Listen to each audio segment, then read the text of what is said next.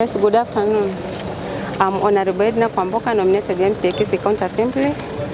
About the nomination of the DG to the Assembly, I just hope that the right procedure was followed, and I pray if this is what is going to help our county government to deliver, then so be it, because we have engaged in a pull and back and forth, but we don't want to delay development anymore, because they are saying that the fights in the county between the executive and the assembly is what's delaying our development.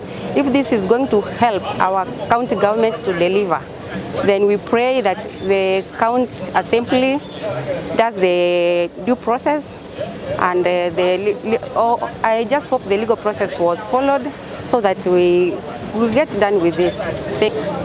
Asamari tangur Edinah Kwamboka, nominated MCA County Assembly. Ruma sinchari ngoro na umonto ingo chakobe deputy governor no muswati. Oma itu twarwani rese gimwara ntu atema kubwate sio mo deputy governor omonda. Lakini bono mete sometimes abantu na barumba taite bakolerwe gas. Ane gero bakolerwe gas structures cyonse kibwenda ko in place. Bono nye government yamwire ko no yigane rora abakonye go deliver tigarende tigaba mubeke linde to basa kucha konyana nde bitamero binde pacho koteba buna tina ntu abwate mwandu ane tiga mwandu ane tiga tokolera abana inche gasi yakogera kutu achitega 2 years cherire ntora akora gasi ende once yatubwaterane county assembly and executive ni tokolera abana inche gasi.